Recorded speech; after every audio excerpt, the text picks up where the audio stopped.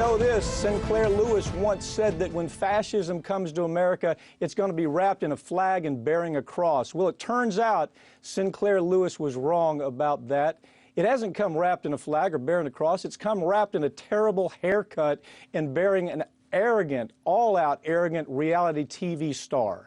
I'm talking, of course, about Donald Trump. The Republican frontrunners already brought far-right racism into mainstream with his attacks on Mexican immigrants. But now Trump has set his sights on Muslims, the new boogeyman for Republicans in the wake of the Paris attacks.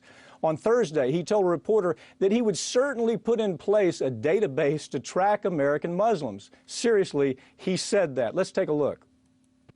Should there be a database system that tracks the Muslims here in this country? There should be a lot of systems beyond database. I mean, we should have a lot of systems. And today you can do it. But right now we have to have a border, we have to have strength, we have to have a wall, and we cannot let what's happening to this country happen. But that's something your White House would like to implement. Oh, I would certainly implement that. Absolutely. Scary stuff, right? As if it wasn't bad enough, Trump got a little closer to Crazyville. Mr. Trump, why would Muslim databases not be the same thing as requiring Jews to register in Nazi Germany? What would be the difference? Is there a difference between the two? Is there a difference? Who are you with? I'm with NBC News. Is there a difference between requiring Muslims to register and Jews You tell in me. Nazi Germany? You tell me. Do you believe? Why don't you tell me?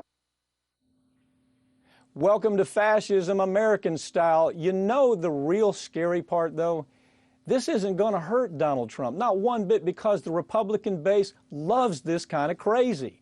And that raises the question, would they still love Mr. Trump if he called for a national gun registry? Mass shootings are the way more, they're a bigger threat to Americans than ISIS. We all know that. And many experts think a gun registry would go a long way towards preventing those tragedies. So why the freak out about Muslims? Why don't they freak out about guns, for God's sakes? Let's ask Farron Cousins, co-host of Ring of Fire and executive editor of Trial Lawyer magazine. Farron, welcome. Farron, the NRA thinks that it's perfectly fine for suspected terrorists to purchase firearms in the United States. What's your take on that?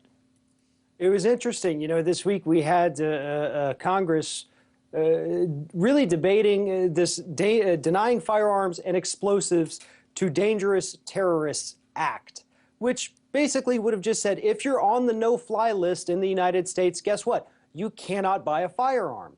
But thanks to pressure from the NRA, that bill is not going to go anywhere. We're not going to deny terrorists or suspected terrorists living in the United States the ability to buy a firearm. And right now, 91% of all suspected terrorists, people on the no-fly list that have tried to purchase a weapon, are able to walk away with that weapon that they wanted in their hands after a transaction. And that's what we're dealing with today's NRA, is it doesn't matter who it is, we want you to have a gun because that puts money in the pockets of the gun industry that pays the NRA's bills. It's not the people who sign up for the yearly membership that are giving the NRA money. The money is coming from the gun industry itself, and so the NRA is only interested in keeping the pockets of those people lined. Well, that's why the NRA loves. Yeah. Let me ask you this. We know that the NRA is a loser. I mean, people don't recognize this, but they're a loser where it comes to American politics. They have a return on their investment of about less than 1%, which means that fewer than 99% of the candidates they support get elected. If this group is so weak politically, then why do Republicans still bow down to them? What's it all about? Probably because they have guns. But no, to be honest, it is the same kind of mentality, though. You have these terrified, weak Republican voters who go out and they say, I've got to get a gun because I've got to protect myself and feel more like a man.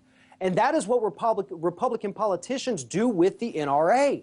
I bow down to the NRA. I give them this authority over me because this alliance with them makes me look like a man to my constituents. And they wear that as a badge of honor, you know, proudly supported by the NRA. I have an A+ rating from the NRA, and it's all for show. It doesn't do anything. The NRA's real power comes in their lobbying ability, but even that is so minuscule compared to what the fossil fuel industry puts in. Well, think about this.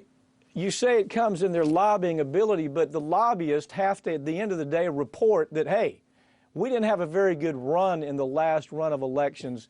We lost about 99%. Let's move the Republican field of presidential candidates. They want to use the threat of terrorism to prevent Syrian refugees from entering the country. That's what we've been hearing for 2 weeks now. Isn't that playing right in the hands of ISIS? It absolutely is. And you know, to bring it back for just a second, we had this state legislator in Texas, Tony Dale, who sent a letter to Senators John Cornyn and Ted Cruz and said, look, you can't let Syrian refugees into this country because it's too easy to buy firearms. It's a classic case of you get what you wanted. You wanted these loose firearm rules. Now you've got them, and now you're actually scared. Don't worry about it when you have, you know, white right-wing crazies pointing guns at federal agents down there at Bundy Ranch. Only worry about it when there's Syrian refugees coming in. But one thing for you sure, know, one thing for sure, Farron, the media is not helping with any of this. I noticed CNN just put one of their reporters on suspension for something that she tweeted when compared to what of the other reporters have said. It's just beyond me. It looks like CNN wants a good war, just like we saw the last time with Iraq. What's your take? Oh, I agree 100%. CNN is the war network. That is where Americans go to get their war coverage. And right now, CNN, I mean, they're ahead of MSNBC in the ratings, but they're still way far behind Fox News. And so they need this war, just like they need, you know, any kind of conflict around the world. These terrorist attacks have been a huge boom for CNN. And, you know, I hate to say it, but the corporate media loves this kind of stuff because it puts eyeballs on the television and it puts ad dollars in their pockets. That's what corporate media is for. Right. We saw the last war that they ginned up where they had Wolf Blitzer walking around on this big map on the floor just trying to say, let's go bomb somebody. But, you know, the Republican field isn't really helping that at all. The nominees are, you know, falling right in line with these kind of talking points. But, you know, the truth is we could very easily have a Republican president. So the question comes down to what's that going to do to national security? I don't think there's anybody running for president on the Republican side, with the exception of Rand Paul, that isn't ready to go to war right now.